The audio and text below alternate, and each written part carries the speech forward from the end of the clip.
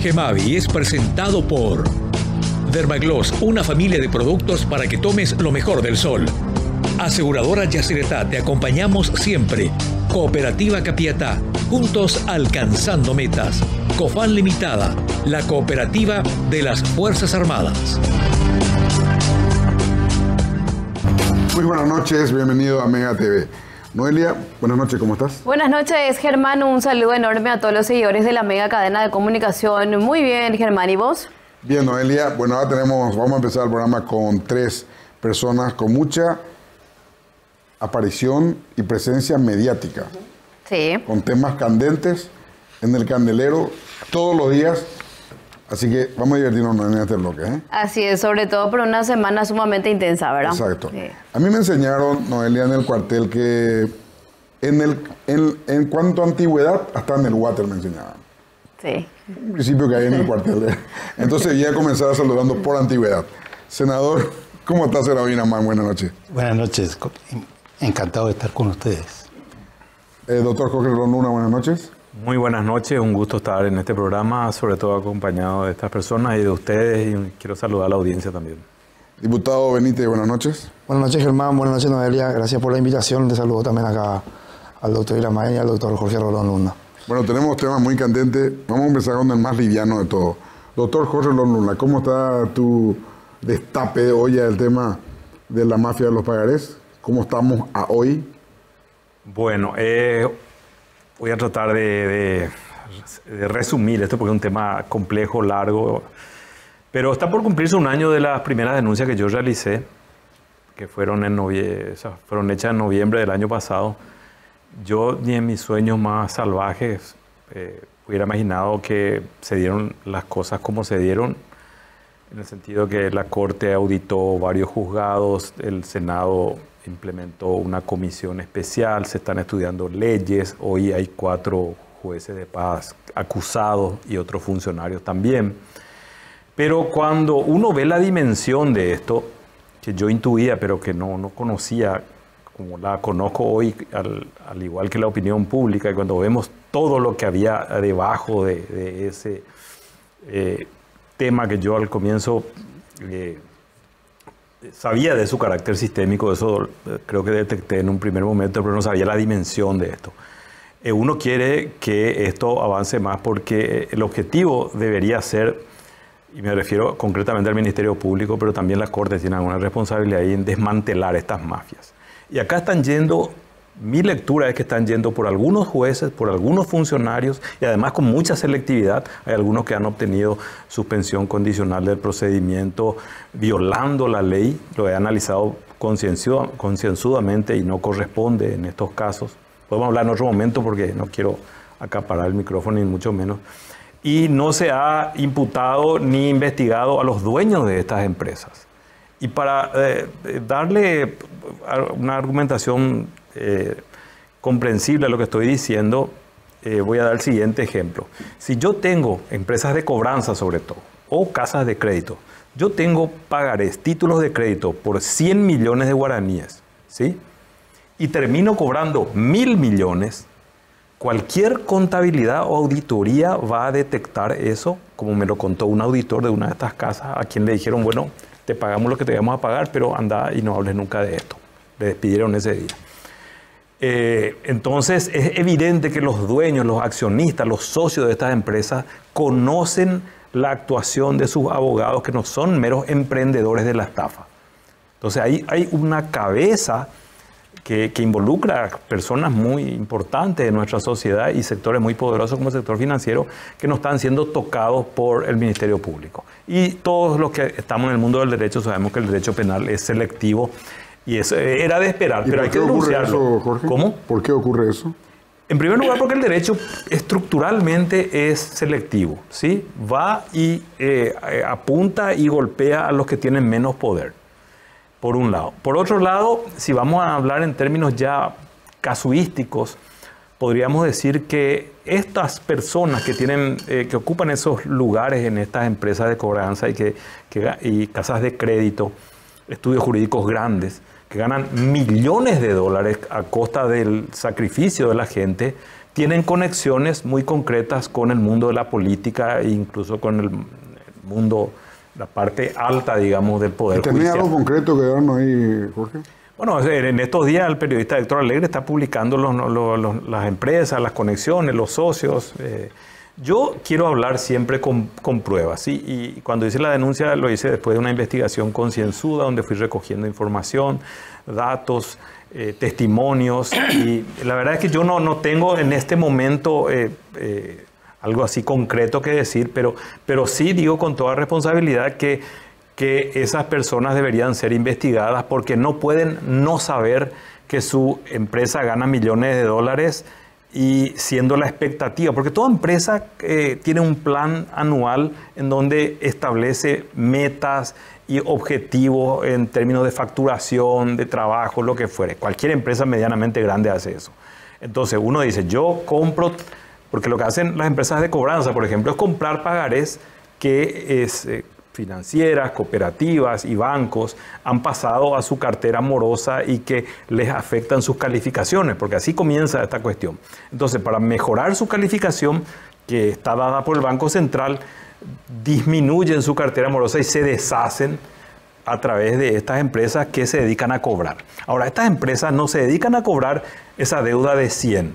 Mi experiencia personal, por lo que he observado y lo que se está saliendo a la luz, es que estas empresas tienen dolosamente la intención de cobrar lo que sería 100.000 millones.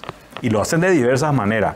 Intereses punitorios, exagerados, usura directamente, cobros dobles que pueden darse de diversas maneras. Te cobran a través de amenazas o extorsiones vía WhatsApp y te dicen que si no pagas te voy a demandar. La persona paga con un supuesto descuento y después esa persona es demandada. O ya estaba demandada y nunca se enteró. Vuelven a usar el mismo pagaré para demandar, usan pagaré, fotocopias de pagarés, etcétera, etcétera, etcétera. Entonces, todo eso hoy ya se sabe y no es mera elucubración de una mente, digamos, que tiene una imaginación enorme como la mía cuando dije al comienzo y nadie me creía. Una cifra, Jorge, de 1 a 100 de lo que es todo lo mafia de pagarés, según tu valoración, ¿en qué porcentaje estamos hasta hoy? Bueno, yo creo particularmente que, reitero, por toda la investigación que hice, por los testimonios que tengo, por el número de víctimas, por la cantidad de víctimas con las que contacté en estos 10 meses, que esto afecta prácticamente a la mayoría de los juzgados de paz de Paraguay, ¿sí? Con especial énfasis en Asunción y en área metropolitana, donde se concentra la mayor cantidad de casos. Hay algunos casos como el de Mariano Roca Alonso, que estaba privatizado por un estudio jurídico, esa abogada está imputada hoy, y las malas lenguas contaban y daban pruebas. Yo tengo, digamos que, elementos para decir lo que estoy diciendo, de que, por ejemplo, la ampliación de ese juzgado de paz se pagó con dinero que puso ese estudio jurídico. A ese nivel llegamos. Y la gente no creía. O sea, la justicia tercerizada, entonces. Sí, y una de estas empresas, en una de estas empresas se encontraron 10.000 expedientes. Claro, que ni siquiera estaban ahí. En Carsa. Sí, en un momento dado. Estas empresas nunca fueron allanadas. Esos 10.000 expedientes, esta empresa los dio voluntariamente, entre comillas, y la Fiscalía se fue y recogió. Miren, ustedes tienen 10.000 expedientes, llevamos esto. Porque evidentemente la fuerza que tiene el Estado de su aparato punitivo la utiliza selectivamente. En otros casos iban a allanar, iban a ordenar detención inmediata.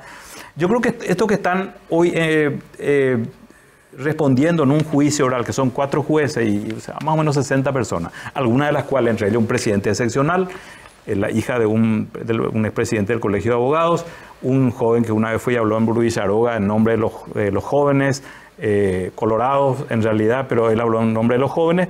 Esos se salvaron hasta ahora de ir a juicio oral. Y van a donar no sé qué cuadernos y lápices de colores. Aceptaron el hecho. Claro, aceptaron el hecho y van a donar una cosa, pero no van a reparar el daño como dice la ley. La ley exige reparación de eso, entre paréntesis. Entonces, esas personas van a ser la cabeza de turco que la sociedad pide de alguna manera porque esto ya no se puede negar, ¿sí?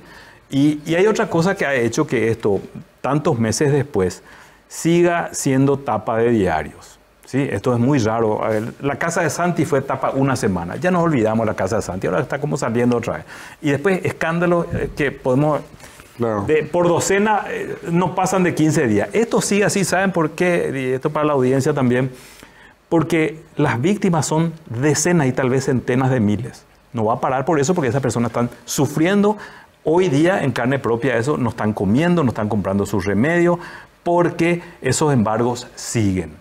Y entonces yo creo que esto hay que, si me preguntan, y me callo, si me preguntan qué estaría faltando desde mi punto de vista alguna ley de emergencia que pare los embargos por un tiempo y estudie uno a uno y ver la legitimidad de cada uno de ellos. La represión del domingo, doctor Iraman, ¿qué valoración tenemos después de una semana? Bueno, nosotros hemos estado reunidos con el ministro del Interior y el comandante de la policía. Estuvimos viendo cuál era la versión que ellos tenían. Y creo que, para sintetizar un poco, el tema pasa por el pánico que tuvo la policía frente a una incertidumbre que era la convocatoria de jóvenes que no estaban estructuradamente organizados de manera tradicional como ellos perciben o entienden que tienen que existir una organización política, o como están acostumbrados que existan a través de los partidos políticos o movimientos políticos. Entonces eso le desconcertó. Y entonces lo que nosotros teníamos que analizar concretamente es cuál fue el comportamiento de la policía y cuál fue el manejo que tuvieron frente a eso. Si fue legal, si fue constitucional o fue ilegal e inconstitucional. No supieron ellos dar los argumentos suficientes como para negar la ilegalidad de la medida, el abuso de autoridad que tuvieron, porque eso es fundamental. Estos niños eran jóvenes, realmente para mí como pediatra, niños, porque yo les veía en la agrupación especializada, en una treintena de chicos que habían sido reprimidos de una manera abusiva y donde no se respetaron las normas legales. Entonces, ¿y quedó satisfecho de las explicaciones que dieron el ministro del Interior, jefe de policía? Bueno, ellos dieron su versión, pero no justificaron, ni para mí son suficientes explicaciones. El problema es conceptual. Ellos entienden, ellos son una fuerza represiva que pretenden controlar de manera preventiva y no disuasiva, ¿verdad?, una convocatoria de esta naturaleza. Entonces, por eso obraron de esa manera. Ellos cometieron varias transgresiones. Por ejemplo, por ciberseguridad. Monitorizaron, ¿verdad?, si bien supuestamente lo hicieron a través de fuentes abiertas, también hicieron algunas investigaciones particulares que obran en la misma carpeta fiscal. Así que hicieron un seguimiento y se asustaron un poco del lenguaje que se utiliza normalmente en cualquier comunicación cuando uno es joven y dice cosas que muchas veces son más ladridos que otra cosa, pero que ellos de eso hicieron toda una campaña de atemorización,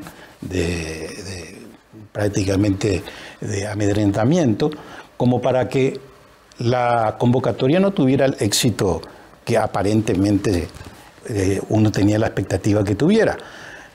Lamentablemente, la organización, y eso pasó en muchas épocas, porque ellos hablaban ahora de Nepal, de Perú. Y de Perú. Bueno, nosotros en la época de Rockefeller pasó lo mismo, éramos generación Z también, ¿verdad? Y no queríamos que participaran los partidos políticos, no queríamos que contaminarnos con otras fuerzas. A todas las generaciones que están buscando... La de Nixon. También, entonces, toda generación pretende su identidad como movimiento y es legítimo eso. Entonces había que respetarlo, porque motivos suficientes había. En este país hay corrupción, una corrupción muy bien planificada, lo más que ya lo pagaré, lo que está pasando a nivel de la ahora con los sobres de la presidencia. Bueno, esto está todo articulado, o sea, motivación hubo, corrupción. Teníamos que estar toda la ciudadanía, pero respetamos lo que los jóvenes querían, ¿no? Y fue la sociedad civil la que fue. Por eso ellos quieren destruir a la sociedad civil. Y se le vino encima que no percibían quién estaba organizando. Y eso generó incertidumbre, generó pánico, generó angustia dentro de la fuerza represiva. Y por eso esa demostración de fuerza brutal que hicieron, ¿verdad? Totalmente sobredimensionada, totalmente innecesaria. Senador, ¿usted cree que se espió en redes sociales o como ellos dan una explicación de que manejaban ciertas informaciones también por parte de inteligencia, de que esto se podría desbordar justamente? Claro, lo que pasa es que eso es un poco, ellos entienden eso como política de seguridad, ¿verdad? Claro que van a espiar, todo el mundo espía, ¿verdad? Es natural, vivimos en una sociedad del control en este momento, ¿no? Y si uno quiere obrar de manera preventiva, necesariamente tiene que haber espionaje, no lo van a decir, no lo van a explicitar, pero por la forma en que actuaron, de la manera desproporcionada, la policía mostró todo lo que tenía frente a una convocatoria de 300 personas, 400 personas, ¿verdad? Entonces, evidentemente estaban con una preocupación importante y tenían que detectar cómo venía el tema, ¿verdad? Así que yo creo que esto estuvo muy bien preparado por la policía, estuvo muy bien planificado, pero hay que tener en cuenta de que esto tuvo un acto previo y posterior. Es decir, prepararon el clima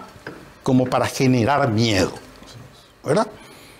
Y después tuvo el acto en sí, donde todo transcurría normalmente y siempre va a haber un grupito que es, ¿verdad? Porque son jóvenes, pueden ser un poquito más entusiastas, y fueron violentamente reprimidos, ¿eh? Un chico que, por ejemplo, un estudiante de medicina que explicaba claramente, además del problema del lince que atropelló, este chico decía claramente, yo fui caminando porque no quería correr, porque yo veía que a los que corrían les pegaban y les perseguían. Entonces me quedé quietito hasta que vinieron unos y me hicieron correr, ¿verdad? Y yo me quedé ahí, igual le rodearon y le pegaron.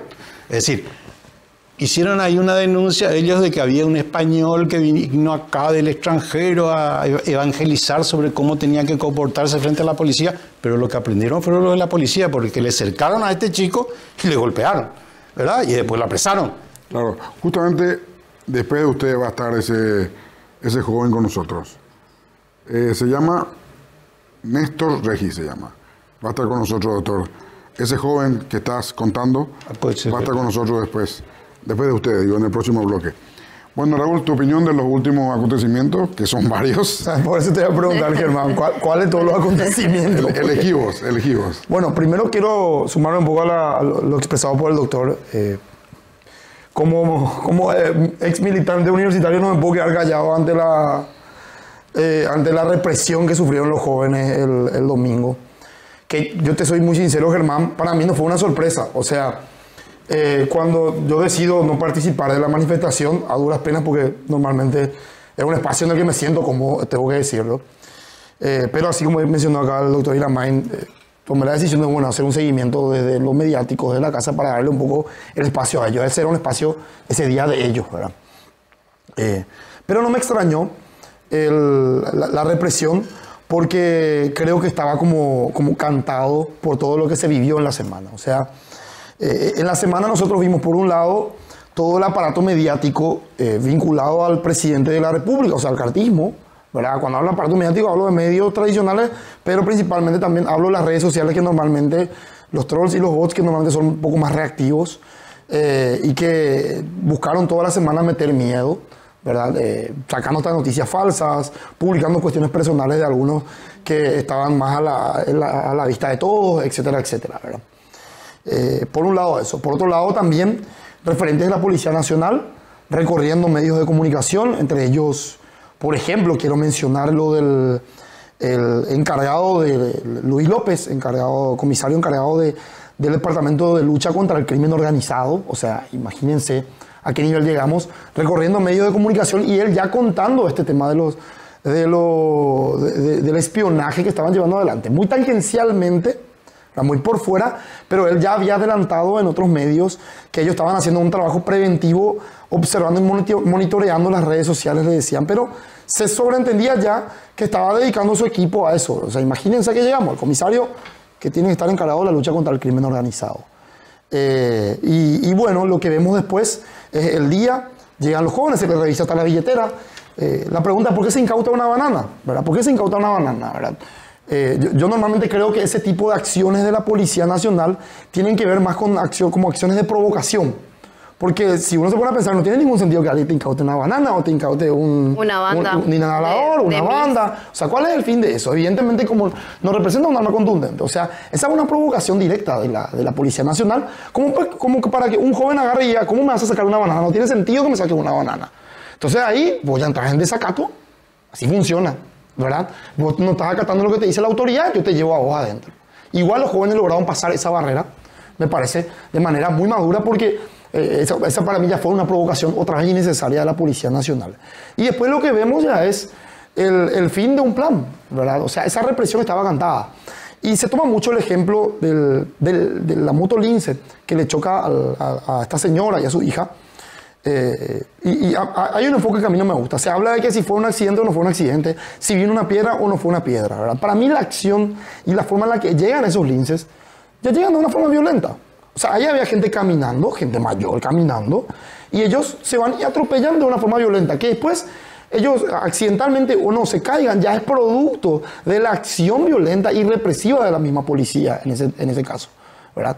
Y todo esto se demuestra, toda la arbitrariedad se termina demostrando cuando ellos, con 28 personas detenidas, 24 horas después no pueden sostener una sola imputación. O sea, lo que quiere decir que seleccionaron personas de forma completamente arbitraria y lo llevaron a la agrupación especializada esas 24 horas. Entonces, acá hubo una arbitrariedad de un plan pensado. Y yo no quiero caer en culparle al policía o a los policías, ¿verdad? Porque los policías están en una estructura jerárquica, están en una estructura vertical, ¿verdad? Entonces, acá hubo una decisión política.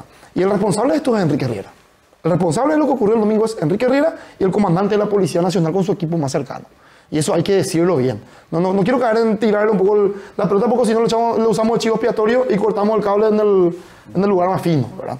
Entonces, me parece que eso fue lo que, en resumen, mi visión de lo ocurrido el domingo, Germán. Vamos a una pausa y continuamos, señores, ¿sí? Volvemos a seguir.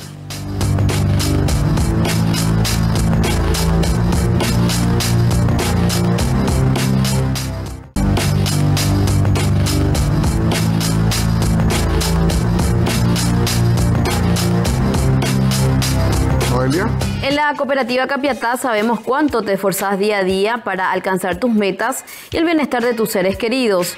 Por eso, hace 41 años apoyamos tu crecimiento con las mejores opciones: ahorros, créditos, tarjetas, distribución de excedentes y servicios sociales. No pierdas más tiempo, asociate y forma parte de la gran familia de socios que ya están impulsando su futuro. Al asociarte podés acceder al Colegio Politécnico, al Centro Médico Taba, al Instituto de Arte La Candelaria y al Club Social y Deportivo. Seguinos en redes sociales como Cooperativa Capiatá LTDA y conoce todo lo que tenemos para ofrecerte. Cooperativa Capiatá, juntos alcanzando metas. Bueno, ahora comenzando contigo, Raúl. ¿Algo más de los últimos acontecimientos? Digo, estoy haciendo preguntas abiertas porque realmente hay mucho para hablar, ¿verdad? Pero como son todos, vamos a decir, con la misma posición sobre los temas a tratar, entonces dejamos pregunta abierta. Bueno, nosotros esta semana también pudimos llevar adelante con la colega Joana Ortega, también el colega Rafael Virisola del Senado, el doctor Ignacio Iramain, Billy Vázquez, diputado, Leí Galeano, también diputada, Esperanza Martínez y Rubén Velázquez, una denuncia al Rafael presidente Virisola. de la República, Rafael Virisola, una denuncia penal al presidente de la República, Santiago Peña, respecto a, o sea, las causales son de enriquecimiento ilícito, lavado de dinero, tráfico de influencias, administración en provecho propio y abuso de poder, ¿verdad? Esta denuncia fue trabajada ya hace rato, Germán, ¿verdad? Viene siendo trabajada ya hace más de un año. Se fue recabando información prácticamente desde que Santiago Peña deja el Ministerio de Hacienda en el gobierno de Horacio Cartes y termina de explotar con este tema de los sobres, ¿verdad? Las preguntas que nos hacemos y que la Fiscalía debería responder es cómo hace Santiago Peña para aumentar su patrimonio en 6 años en un 1.600%, cómo hace Santiago Peña para poder justificar su casa en San Bernardino tasada en $2 millones prácticamente, cómo hace Santiago Peña para justificar que del año 2022, cuando presentó su declaración jurada para candidatarse a presidente de la República, declaró 1.500 acciones en uno de los bancos para terminar teniendo 6.144 un año después, en el año 2023, ¿verdad? Y un montón de situaciones que nos llevan a pensar que el presidente de la República evidentemente está dedicado a hacer dinero, ¿verdad?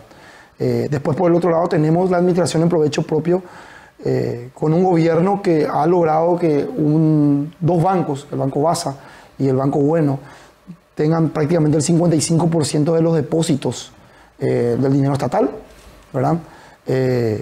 Esto implicó un cambio de reglas en el camino, o sea, el Banco Central del Paraguay adaptó su situación reglamentaria para poder llevar adelante ciertas fusiones bancarias, para que, por ejemplo, el Banco Bueno tenga la posibilidad de absorber el Banco Visión, ¿verdad?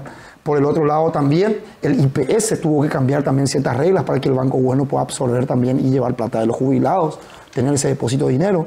Entonces, estamos ante una serie de indicios, Germán, que nos obligan a nosotros como legisladores a hacer una denuncia al presidente de la República, de tal manera a que el fiscal general designe al equipo que investigue qué estuvo haciendo el presidente de la República, y de esa manera podamos tal vez entender por qué hay sobres con dinero en efectivo circulando dentro de Emburu Villaroga. Por qué hay sobres que la primera dama los usa prácticamente como moneda corriente para pagar cuentas desde cuentas pequeñas hasta cuentas grandes en efectivo dentro de Emburu Villaroga, y eso solamente nos puede responder una investigación. Nosotros dejamos elementos ante una fiscalía que yo creo también, Germán, y tengo que decirlo, tuvo que empezar de oficio esto.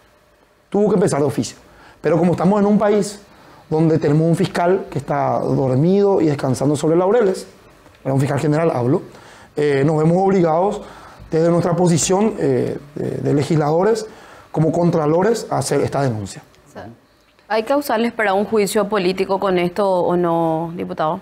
Nosotros creemos que justamente la investigación, ¿verdad?, y el trabajo de la Fiscalía debería terminar en un juicio político. Y ahí hay que hablar también, evidentemente, de los números.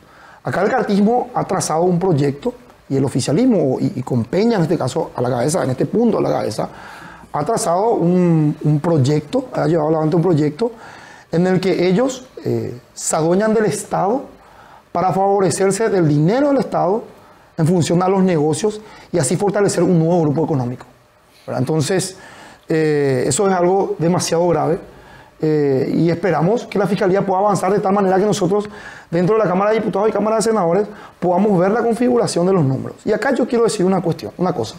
Yo creo que Santiago Peña se está equivocando o alguien le está asesorando mal en su estrategia, en el silencio ante estas denuncias.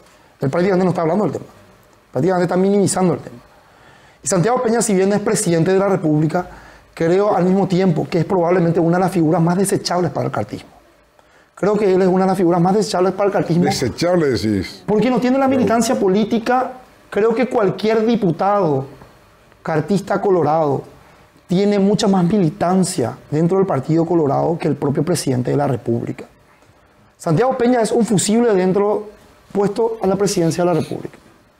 Entonces creo que él en esta estrategia de minimizar las cuestiones no se está dando cuenta que en cualquier momento esta gente que te usa sin problema y te tira sin problema, ¿verdad? Y más cuando los negocios se concentran de un lado y del otro lado no llegan los negocios, ¿verdad?, le pueden tranquilamente patear. De hecho, ya escucho posiciones medio no tan firmes. ¿Cuáles, por ejemplo, Raúl? No, le escuché ya a Basilio Núñez diciendo que él tiene que aclarar, que Peña tiene que aclarar. Ya no lo escucho como a ese Basilio Núñez tan tajante como en otros momentos. Entonces, creo firmemente que el presidente de la República tiene que salir y está obligado a salir a aclarar qué está pasando dentro de la Casa Presidencial. ¿Por qué se manejan como si fueran que están en la Hacienda Nápoles manejando dinero en efectivo?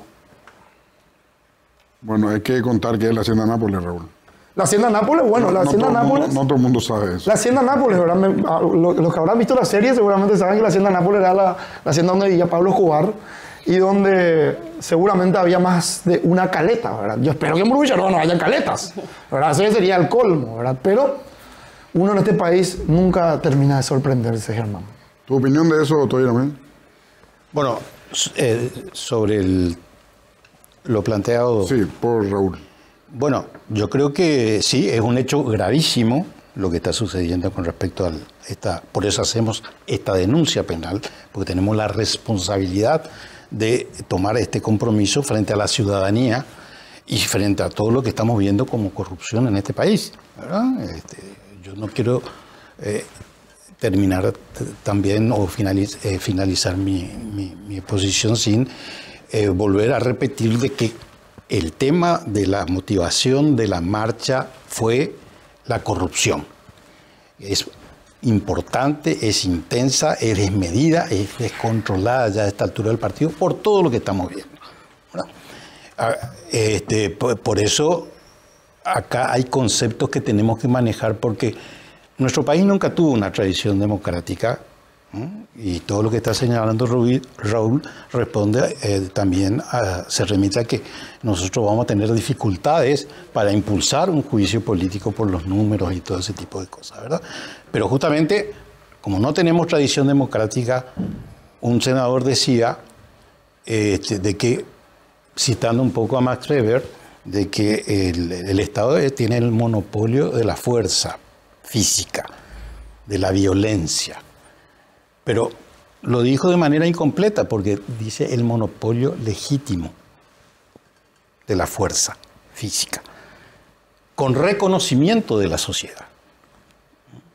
Y frente a nosotros tenemos que analizar en el contexto mundial que estamos viviendo en este momento. Hay un auge de una ultraderecha conservadora que estimula una solución represiva sobre los problemas y los conflictos sociales que se pueden generar en la sociedad. Así que frente a ese poder vertical que se está robusteciendo ideológicamente, aparecen estos chicos con un poder horizontal, porque ellos decían, acá no hay un líder, acá somos todos líderes. Y eso fue lo que les desconcentró, ¿verdad? Y generó la incertidumbre dentro de las fuerzas policiales. Por eso es importante de que ellos no tengan miedo y se sigan manifestando, porque solamente con la movilización ciudadana se va a poder transformar este país. Porque ahí en ese Parlamento, si nosotros hacemos una depuración por razones de corrupción, nos quedamos sin quórum. Entonces, es importante de que con coraje y con valentía, porque esta fue la primera experiencia, no pasó absolutamente nada, ¿verdad? No hubo... ¿Quiénes serían parte del quórum si es que ocurre ese filtro, doctor? Bueno, conocían todas las situaciones jurídicas que existen. Pero los nombres, doctor, si puede darme. Bueno, pues yo en general trato de no evitar justamente los nombres, pero todos conocemos. Si una persona, un parlamentario sin título puede llegar a ser presidente del jurado de enjuiciamiento, fíjense ustedes en qué país estamos, ¿verdad? Es un insulto a la inteligencia de los juristas, ¿verdad? Tenemos gente acusada de narcotráfico, tenemos gente con neposobrinos, nepobabies, ¿verdad? Existen todas esas personas que ya están perfectamente identificadas y que tendrían que asumir su responsabilidad frente a la ciudadanía. Y no podemos sancionar, no podemos penalizar porque somos minoría. Ellos dicen suficiente mayoría y definen todo.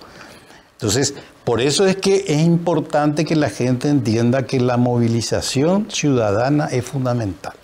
No hay que temer, ¿verdad? El ejercicio democrático en este momento pasa por las calles. Y las calles es de la ciudadanía, ¿verdad? No es de la policía. La policía lo que tiene que hacer es proteger a la ciudadanía. Tiene que saber de qué lado del poder está. Del poder ciudadano, ¿verdad? O del poder político que les corrompe a ellos mismos. Jorge, tu opinión de lo hecho ya fuera de la mafia de los pagarés. Pues puedo hablar de cualquiera de los temas porque han surgido varios temas, todo ello muy interesante. La libertad es libre. Todos ellos de alto interés público. Sí, bueno, en primer lugar quería señalar algunas cuestiones con respecto a la manifestación y también a la actuación policial y a la manera en que el gobierno /Estado, ¿sí?, ha enfrentado esta manifestación. Y ahí yo quiero matizar un poco lo que decía el doctor Irán. Yo creo que la policía, al no ser una institución de carácter deliberante y al estar sometida al poder civil, realmente lo que hace es ejecutar órdenes. Yo creo que el desconcierto era del gobierno, no de la policía, claro. En mi opinión, modesta opinión. De acuerdo. Entonces se pusieron en marcha, y lo digo esto sobre la base de lo que ya conoce la opinión pública. Yo pude leer la carpeta fiscal el domingo, el día siguiente de la manifestación, y en esa carpeta fiscal se ven cosas muy reveladoras, como que la investigación ya empieza con mucha antelación, que van ya haciendo un seguimiento de las personas que están diciendo públicamente, no clandestinamente, que van a manifestarse y protestar. Y luego la presentación que hizo en el Senado el ministro Riera, donde él publica fotos de personas de otras que participaron en otras manifestaciones, hace afirmaciones con respecto al carácter supuestamente público de grupos de WhatsApp, etcétera, que no se corresponden con la realidad, porque los grupos de WhatsApp son grupos de gente que voluntariamente se junta para intercambiar información, y ahí no se puede meter la policía o la fiscalía a ver qué está haciendo esa gente. Eso es comunicación privada, y eso en nuestro sistema jurídico debe ser, digamos que, rota esa privacidad, desbloqueada esa privacidad natural con una orden judicial.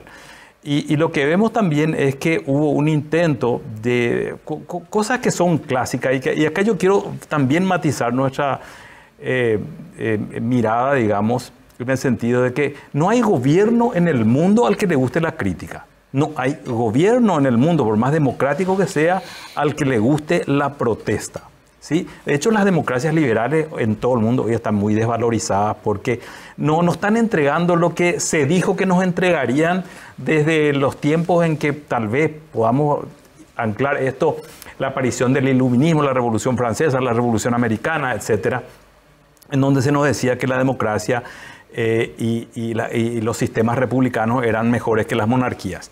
Y hoy vemos muchos aspectos similares a esos sistemas monárquicos absolutistas en democracia moderna.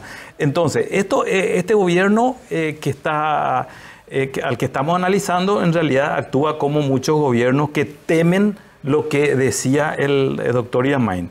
Temen a la manifestación de la gente, que es un derecho constitucional en términos formales al menos, pero que en la práctica de entrada hay una operación psicológica, mediática, comunicacional de equiparar protesta social con desorden público. Primera cuestión, ¿sí?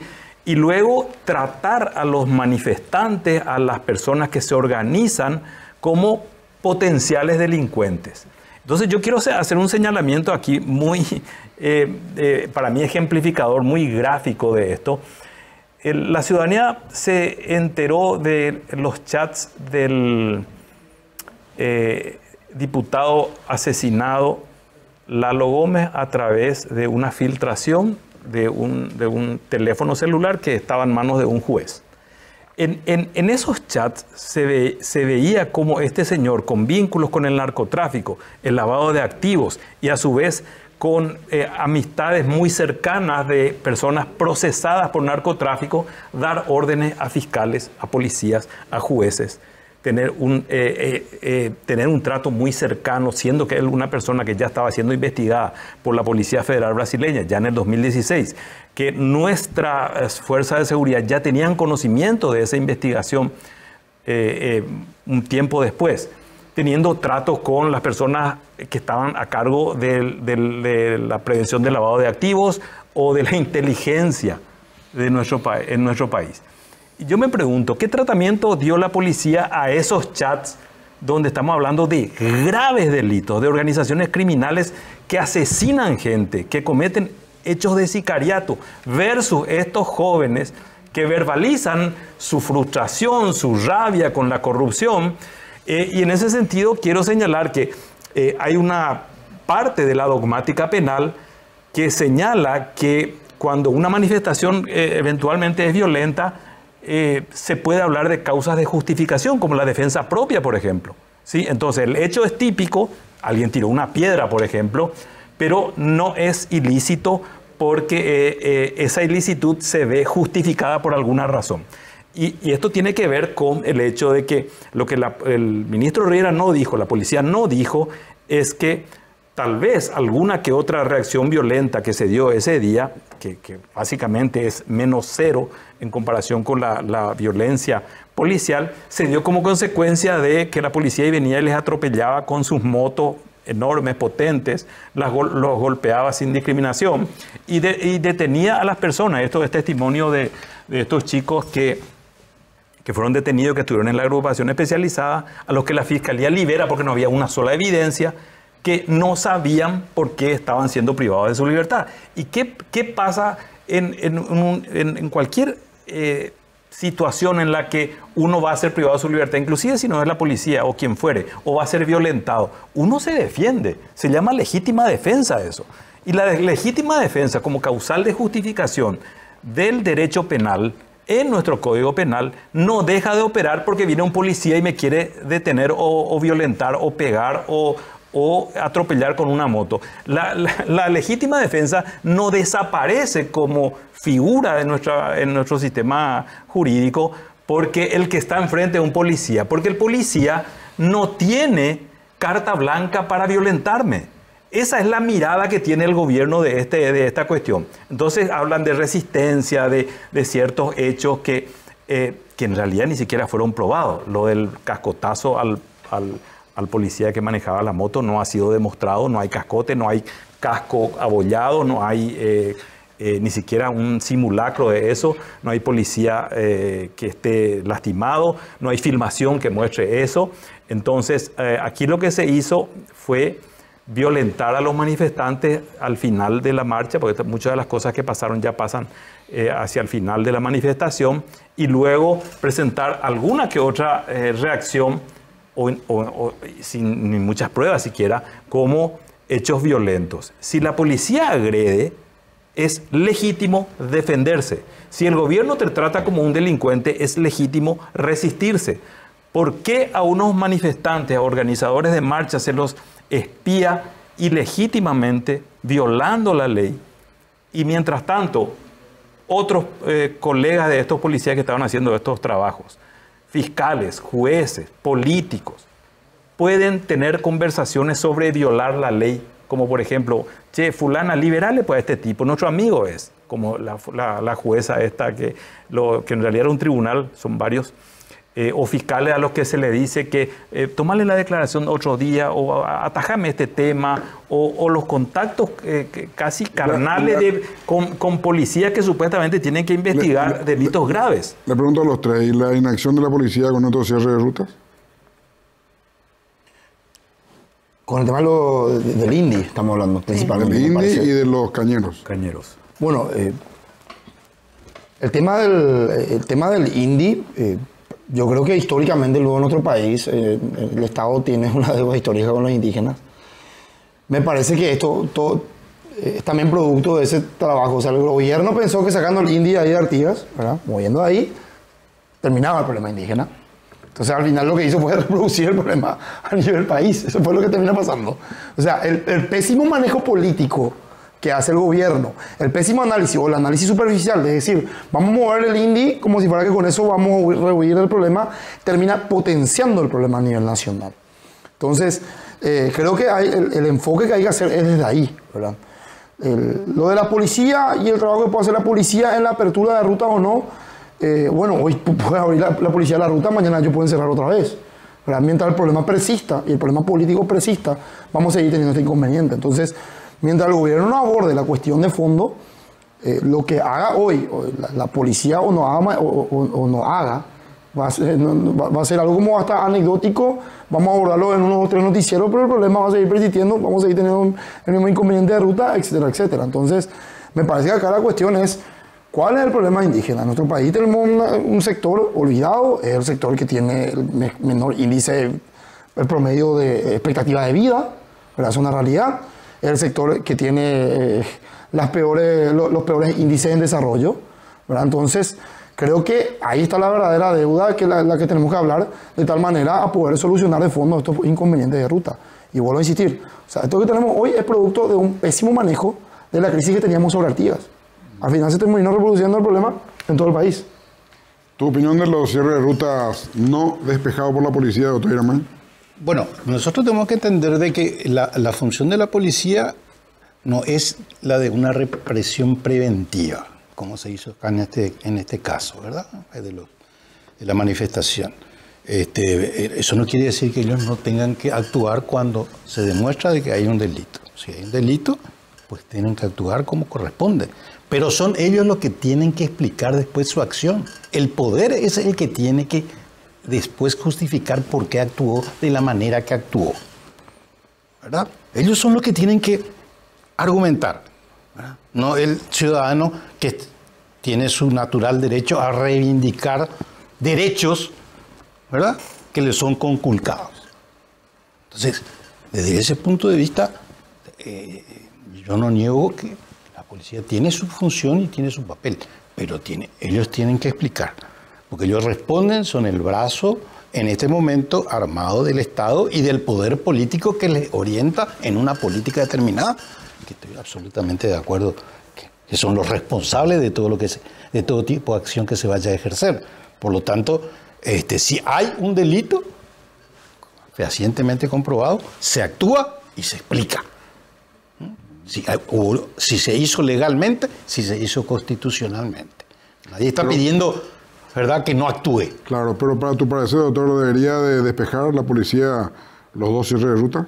Bueno, yo no estoy muy al tanto, pero con este tema de los indígenas hay, por supuesto, una deuda social, económica, política desde hace mucho tiempo. Y ellos están permanentemente reclamados porque son los grandes olvidados de nuestra tierra, ¿verdad? Entonces, hay que ver cuál es el problema social para resolverle, porque no se les resuelve, ¿verdad? Ellos están pidiendo la destitución, creo que del presidente del INDI. Del presidente del INDI. Bueno, hay que ver por qué lo están haciendo. Ellos tienen argumentos, no se les resuelve su problema, y si no se resuelve su problema, tienen derecho a actuar de una manera, ¿verdad?, mucho más explícita. O sea, tendrían derecho a cerrar la ruta entonces. Y si es que no le están atendiendo en sus reclamos, se tienen que hacer escuchar de alguna manera. Pero, doctor, si todos todos los reclamos no atendidos van a ser cerración de ruta, se van a estar cerrando toda la ruta del país. Y bueno, pero si se roba como se roba y por eso no se puede cumplir con lo que se debe cumplir, y bueno, primero que actúen sobre la gente corrupta, no lo hacen, hay una impunidad total.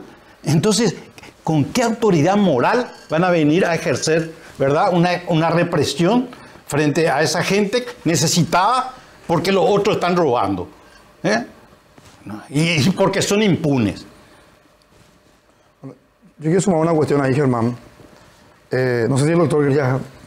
Bueno, hay una violencia. A mí me tocó en la universidad, en su momento, también sufrir eso.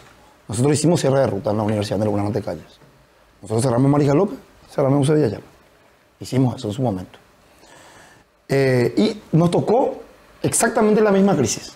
Nos tocó exactamente la misma crisis, la misma crítica, el mismo problema. Y lo hacíamos de completa mala gana.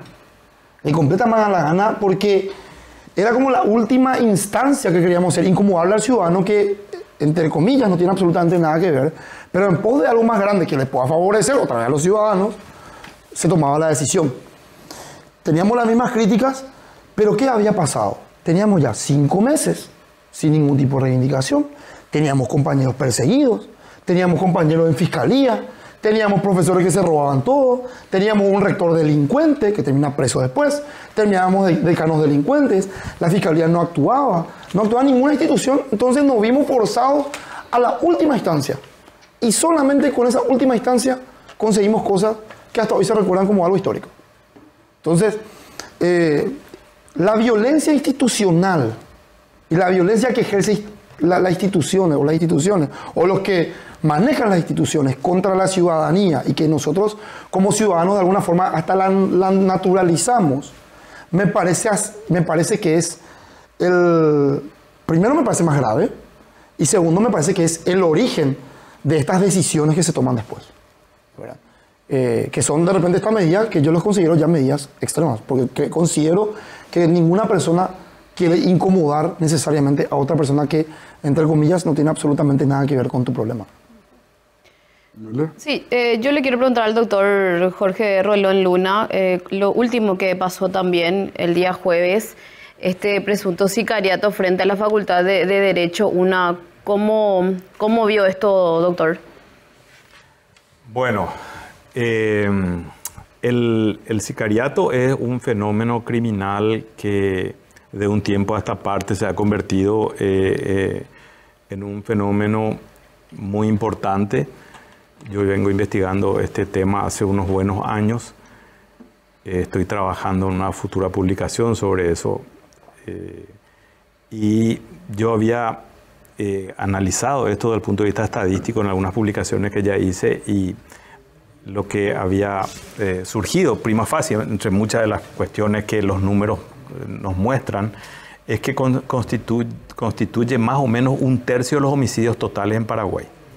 Y aquí quiero recordar que en algún momento el presidente Peña dijo que Paraguay tiene números escandinavos en materia de homicidios, recordarán eso. Y en cierto sentido Paraguay tiene realmente cifras, si comparamos con el resto de América Latina, que es la región más violenta del mundo en términos de homicidios, tiene realmente números bastante bajos. Ahora, hay partes del país que tienen números, cifras que se miden por homicidios por 100.000 habitantes, esa es la ratio, digamos, que muestra el nivel de violencia en una sociedad, que son similares a ciudades como San Pedro de Sula en su momento, o ciudades mexicanas, San Pedro de Sula en Honduras, o ciudades del Salvador también en su momento, más de 100 homicidios por 100.000 habitantes. Entonces, hay regiones de nuestro país en donde la violencia homicida se expresa de una manera absolutamente diferente a la del resto del país. Y otra cosa que yo he descubierto investigando este tema es que la violencia del sicariato estaba, digamos que, ¿cómo podríamos decir?, focalizada en ciertos puntos rojos del país, en ciertas zonas rojas del país, ¿sí? Y luego se va extendiendo. Yo recuerdo haber escrito una serie de artículos que hablaba comparada con la mancha de petróleo, ¿sí? Con la mancha de petróleo se extiende sobre el agua, sobre el mar, sobre todo cuando hay derrames, de manera similar a esto. Entonces hoy tenemos nosotros que de un tiempo a esta parte, en Asunción y en el Departamento Central no son infrecuentes los episodios de sicariato.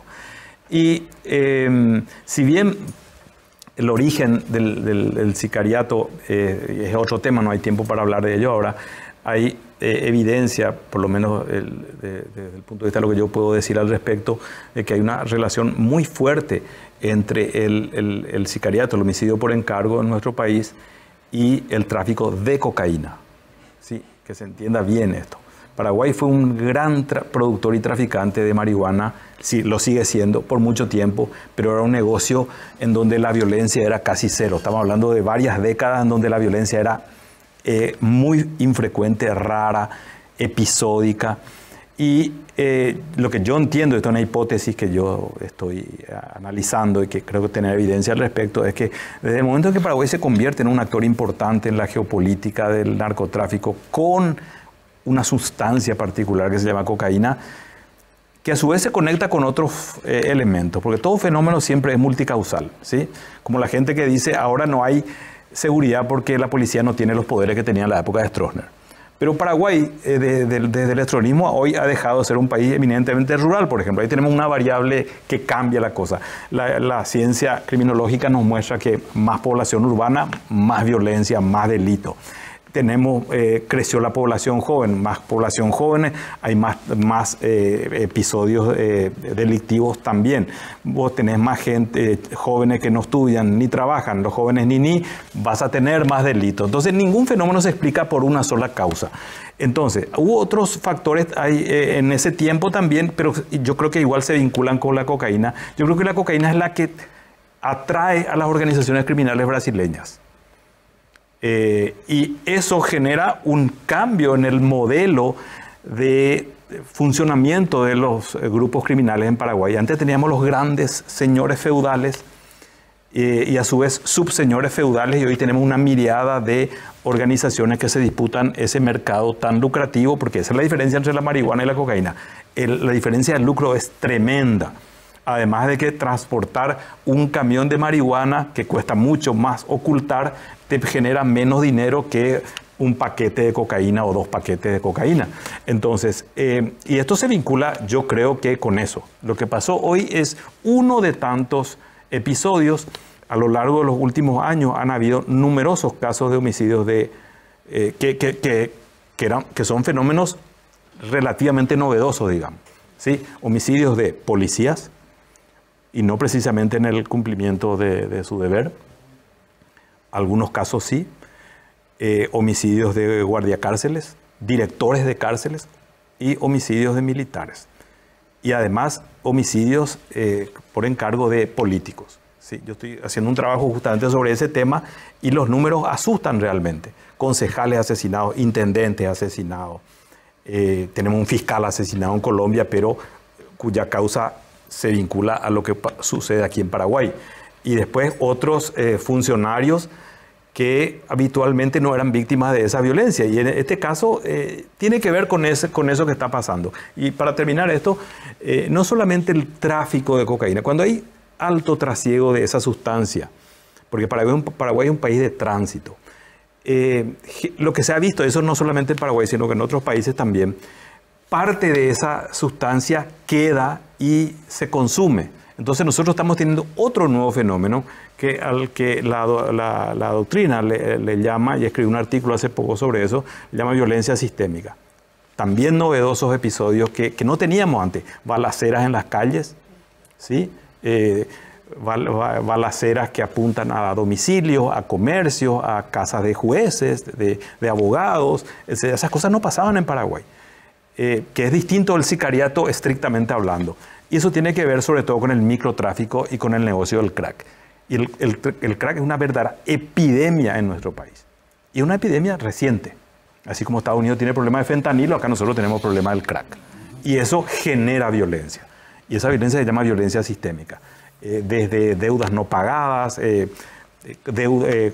fallas, errores que se cometen en estos pequeños grupos de traficantes, sustancia de mala calidad que se le vende a alguien, se va y se toma eso como una ofensa personal y utiliza, y eso se vincula con la altísima circulación de armas de fuego que tenemos en nuestro país. O sea, el cóctel está, digamos, preparado para que estas cosas y otras similares pasen casi todos los días en Paraguay. Señores, muchas gracias. Gracias a vos, Germán. Muchas gracias, diputado. Muchas gracias, senador. Gracias. Muchas gracias, Jorge. Hacemos una breve pausa y continuamos.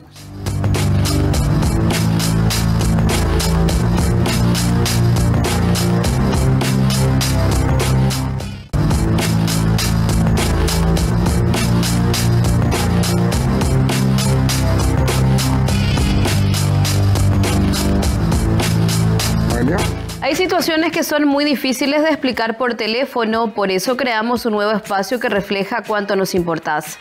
Vení a conocer AISA 365, el nuevo centro de experiencias de aseguradora Yacyretá. Visítanos en Avenida Mariscal López, esquina O'Higgins, de lunes a viernes, de 8, 17 y 30 horas. Aseguradora Yacyretá, te acompañamos siempre. Tu vida tiene momentos, tu piel también, por eso llegó Dermagloss Facial Ultra, una línea de productos que acompaña a tu piel en cada etapa de tu vida. La línea Ultra Hidratación previene las líneas de expresión, es antioxidante y brinda máxima hidratación. Encontrá la nueva línea Dermagloss Ultra en las principales farmacias del país y dale a tu piel lo que necesita. Dermagloss Ultra, una línea para cada etapa de tu vida. No, Noelia, vamos a hablar con Néstor Regis, que es el joven que hemos visto cientos de veces en todos los videos, que fue atropellado y fue golpeado y fue preso a la agrupación especializada el día domingo pasado, día de la manifestación del niño. Vamos a ver si tenemos los videos para identificar con quién vamos a hablar ahora. Ahí está Regis. A ver. Ahí la correan, ahí empieza a correr. Este que corre, este es Regis, el que está con remera negra. Y le persiguen todos los linces. Ahí le persiguen todos los linces. Ahí llega el lince que salta y atropella a la señora y su hija que estaban ahí. ¿Qué tal, Regis? Buenas noches, ¿cómo estás?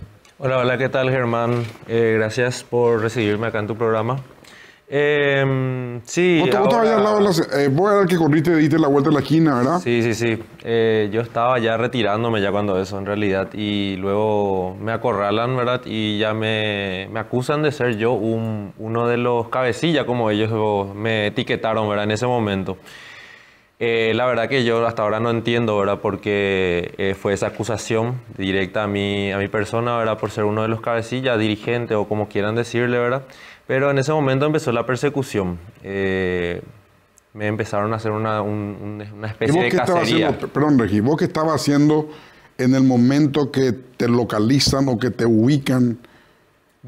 ¿Qué estabas haciendo en ese momento? Bueno, te voy a contar bien desde el comienzo para que entremos un poco en contexto, ¿verdad? Nuestra manifestación fue pacífica hasta que empezaron las primeras agresiones, ¿verdad? Nosotros llegamos a un punto en una de las esquinas donde ya empezamos a regresar ya a nuestro punto de inicio, pero ya nos empezaron a acorralar. En ese momento, cuando estábamos a punto de volver nosotros a nuestro punto de inicio, ellos nos acorralan y nosotros nos damos cuenta de que a nuestra izquierda estaban los de casco azules, los cascos azules, después enfrente de nosotros Policía Nacional, atrás estaban los linces y a nuestra derecha estaba lo de la montada. Nos acorralaron y luego de eso escuchamos ya cómo los caballos empiezan a correr hacia nosotros. Entonces empezamos a dispersarnos, o sea, nos separamos todos. Y ahí uno de los muchachos se separa hacia la Policía Nacional, tratando de evitar seguramente la montada, ¿verdad? Y en ese momento le agarran a ese muchacho. Y luego de eso él se libera y empieza a correr. Luego de eso uno de los superiores de la Policía Nacional empieza a dar la orden de que empiecen a que le capturen y ahí empiezan a venir los linces, los otros policías sacan sus barrotes de hierro y empieza la persecución. Ahí nos empiezan a cazar a todos. No importa si eras joven, señorita, lo que sea, todos recibíamos lo mismo. Luego de eso, ¿verdad? Yo ya me empiezo a retirar ya porque me empiezo a dar cuenta, ¿verdad? Que a cualquiera se le pegaba. Los linces pasaban en su moto a alta velocidad, pasaban a los costados y no era lo captura nomás, lo era directamente a golpear, directamente. Vos veías como ellos venían, pasaban y le pegaban y después le acorralaban y después los otros corrían y ellos solamente se querían ir. Yo en ese momento ya me estaba retirando ya. Yo primero me retiro, me alejo bien de ese lugar de donde empezó ya el revuelo, ¿verdad? Y me empiezo a retirar lentamente y después de la nada escucho como uno se acerca, o sea, uno de los superiores se acerca y me dice, él es uno de los cabecillas, le dice a uno de los linces. Y el lince se baja de su moto y saca su barra de hierro y me empiezan a perseguir, ¿verdad? Yo cuando siento que ya la persecución, yo empiezo a correr solamente para alejarme de ellos, para que yo les pueda dar tiempo de que me vean que yo ya me estoy no me gusta decir la palabra, ¿verdad? Pero así fue. Me sumí a ellos y de igual manera ellos me vienen y me atropellan. Ahí se ve en una parte del video en donde vos ya estás sentado. Se te ve medio sentado porque te tapan la señora y su hija. En ese, ahí vos venís corriendo, Sí. y ahí te va un poquito más y después se te ve medio de costado, así un poco tapado Sí. por algunas personas, pero ya estás sentado. Cuando Sí. los lices paran ahí donde vos te quedaste. O Sí. sea, como vos decís, te estaban cazando a vos realmente. Sí, ya estaban como entre siete. Yo en un momento ya me di cuenta, primero me acorralaron entre tres, o sea, entre tres motocicletas, y después de la nada ya eran 7 motocicletas. Ahí en esa toma exacta, ahí se ve como... Ahí se te ve a vos Ahí sentado. ahí se me ve, yo me quedo, me agacho, me arrodillo y pongo las manos enfrente ya mostrando ya que yo ya no voy a más hacer nada, ¿verdad? Yo en ese momento, te voy a ser sincero, estaba asustado ya con lo que vi, con las explosiones de las armas, ¿verdad? Que eran de balín de goma, los de la caballería que hacían persecución, los linces que le cazaban a todo el mundo, que estaban como, no sé qué cantidad estaban ellos, ¿verdad? Pero eran muchísimos. Como se dijo, ¿verdad? Había aproximadamente 3.000 agentes policiales ahí rodeando y nosotros no éramos tantos. Me decepcionó la cantidad, te voy a ser sincero, a mí me decepcionó la cantidad que estábamos ahí. ¿Por qué te decepcionó? Porque hace poco nomás fue lo de la clasificación de la albirroja. Y yo estuve en ese lugar también, yo me fui a festejar ahí la clasificación de la albirroja. Y había 70.000 personas, de 50.000 a 70.000 personas se dijo que había. Y era un mar de gente que estaba ahí. No quiere ver si esa cantidad de personas empieza a movilizarse en contra de la corrupción, en contra de todo lo malo que nos están infectando las personas que gobiernan nuestro país. Cuando pase eso, yo creo que va a haber un cambio impresionante. ¿Pero por qué crees que la gente no sale justamente a manifestarse, Regis? Bueno, ahora lo que yo te puedo decir es que mucha gente a mí me dijo que no estaba informada. No sabían que iba a haber una manifestación para empezar. No se publicitó, por decirlo así, ¿verdad? No hubo el boom de lo que sería esto. Y al final fueron muy pocas personas las que fueron. Yo hablando con la gente me dicen que ellos no estaban enterados hasta que vieron en la tele nomás ya O sea, no lo que era pasó, por miedo, ¿verdad? sino que porque no estaban enterados. Bueno, ahora lo que va a pasar después de esto,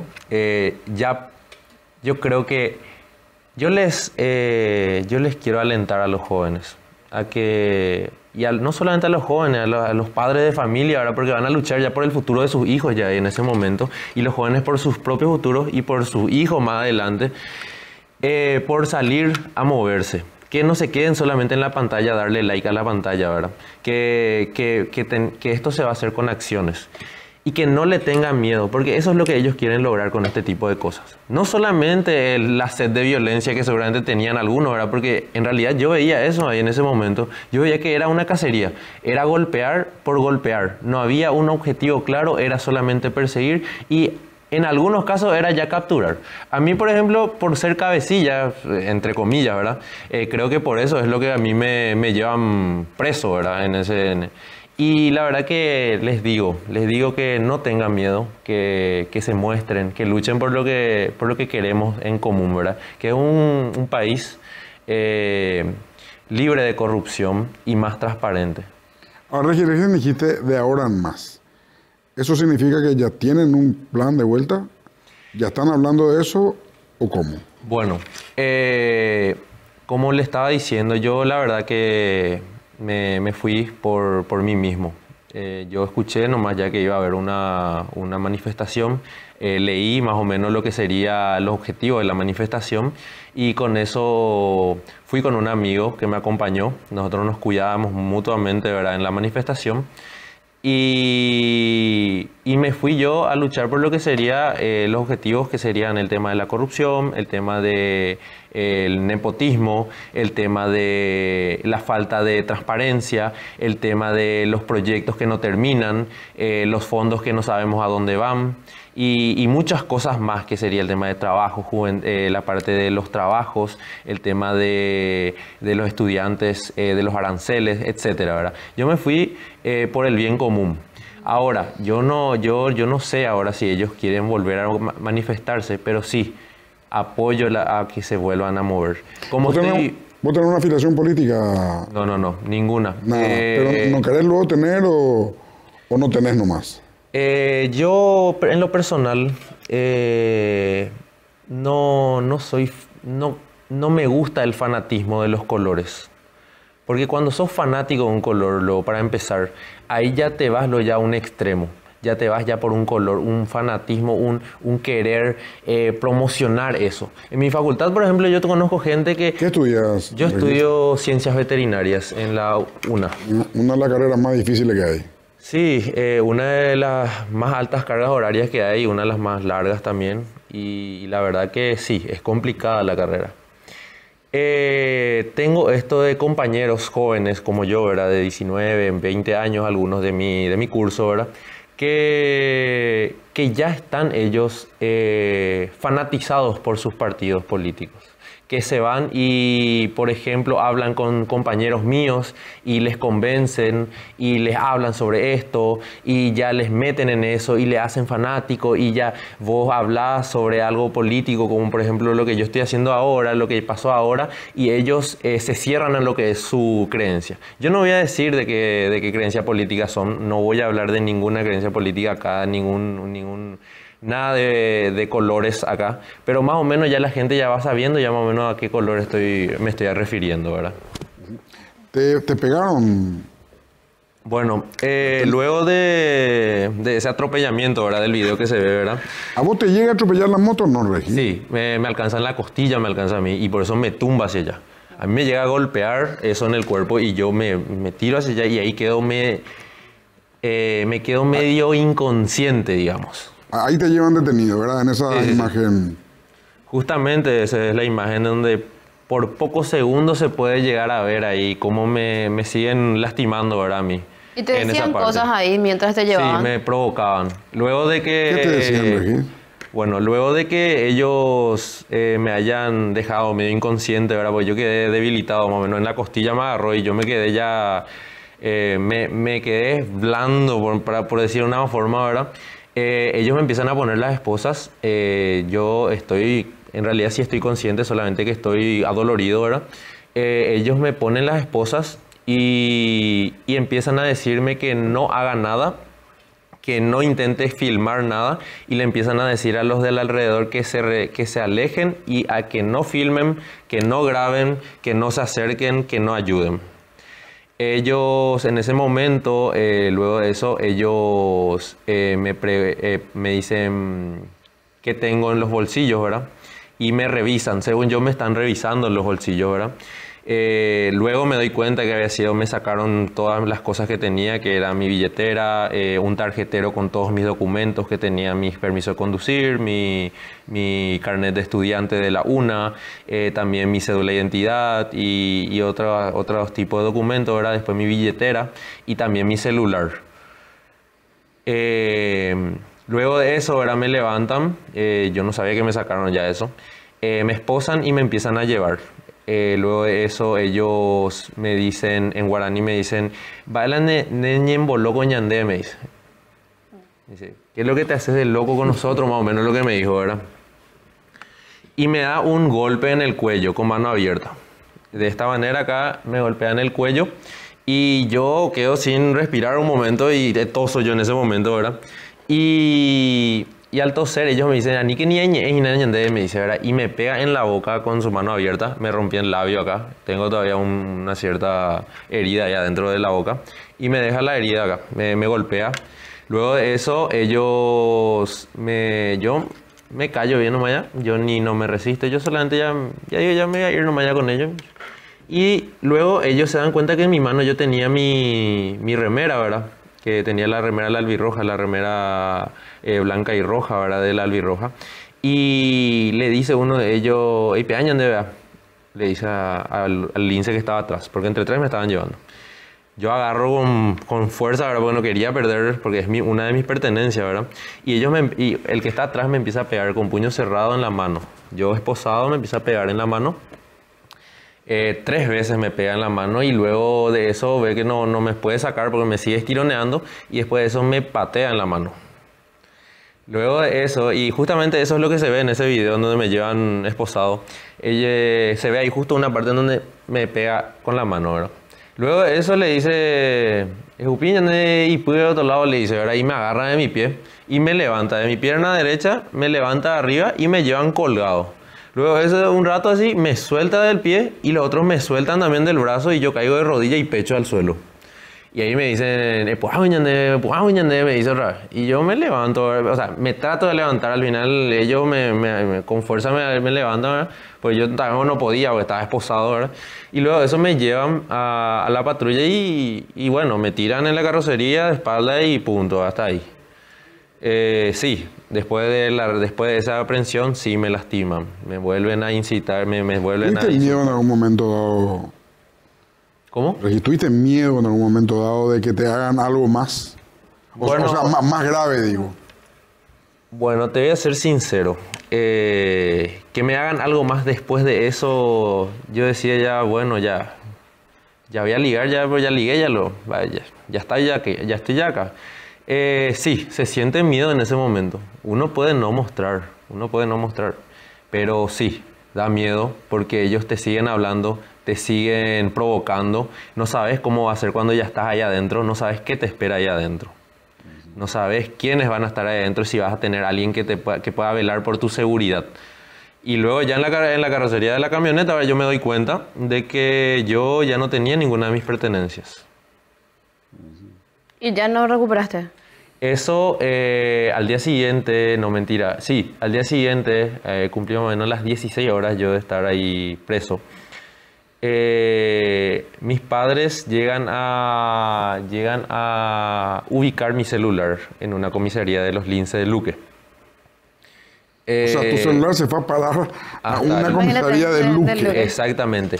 Luego de eso, mi abogado y también una de las personas que nos estaba ayudando ahí contacta con esa comisaría y le dicen que ellos no tienen ningún celular. A ellos le rastrearon a tu celular. Ellos rastrearon el celular. Luego de eso ellos dicen que no había ningún celular. Y después de eso nosotros le damos la información de que nosotros tenemos y que la ubicación marca ahí. Y luego de eso ellos consiguen encontrar seguramente, no sé qué habrá pasado ahí la verdad, pero primero no estaba y después estaba ya después de verla, sí, después ya apareció, ¿verdad? Ya no había excusa. Y después me tuvieron que mandar, eso yo después de más o menos 38, 36 horas después de yo estar recién preso, recién recibo mi celular otra vez. ¿Y adentro cómo fue la noche? Bueno, ese es un tema también. Nosotros llegamos ahí. Al llegar luego te preguntan tu cédula, ¿no? A mí me preguntaron me preguntaron como 14 o 15 veces, no solamente en esa noche, mi nombre y mi número de cédula, diferentes oficiales que yo le tenía que dictar, mi nombre completo y mi número de cédula. Luego de eso, de la primera tanda de preguntas de número de cédula y a todos, ¿verdad? Porque a todos nos preguntaban, nos agarran y nos suben otra vez a la carrocería y nos vamos esposados hasta el centro de salud cercano, ¿verdad? Porque nos mandan para tener una revisión médica, según entiendo, ¿verdad? Y como yo tengo entendido, ¿verdad? Una revisión médica te tienen que ver si estás lastimado, te tienen que hacer radiografías para ver si no estás roto, algún tipo para ver tus tejidos blandos también, ¿verdad? Nosotros llegamos en la recepción y me vuelven a preguntar mi número de cédula y mi nombre, ¿verdad? Para anotarme. Luego de hacer esa fila, ¿verdad? Y con los oficiales, luego te pasan a otra fila en donde los oficiales te acompañan y cuando sale una doctora y dice, en mi caso Néstor Regis, ¿verdad? Sale con un papelito y cuando me va a entregar a mí, me agarra el policía, ¿verdad? Agarra de mí y yo no sé ni qué decía ese papelito.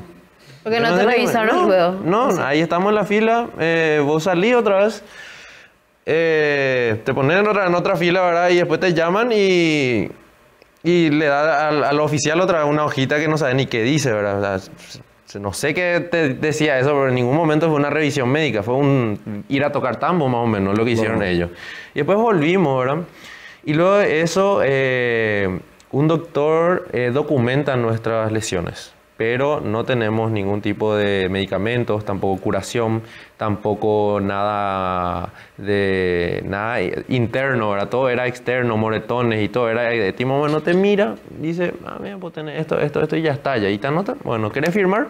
No querés firmar, bueno, se vaya. Yo firmo por vos, más o menos.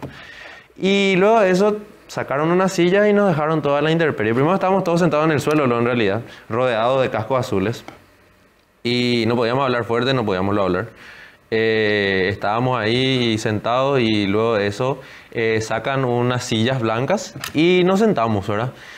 Y ahí estuvimos más o menos, yo que llegué a eso de las 10:30 más o menos. Las 10:30 más o menos, sí. Las 10:30 nos sentamos ahí hasta las 3 de la mañana más o menos.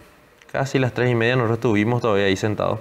Yo ya me dispuse, lo ya a dormir, no vaya yo ahí, me puse otra silla enfrente, puse ahí mi pie y ya me tapé con lo que tenía, ¿verdad? Con mi remera de Paraguay, ¿verdad? Encima, ¿verdad? Y después vienen también los de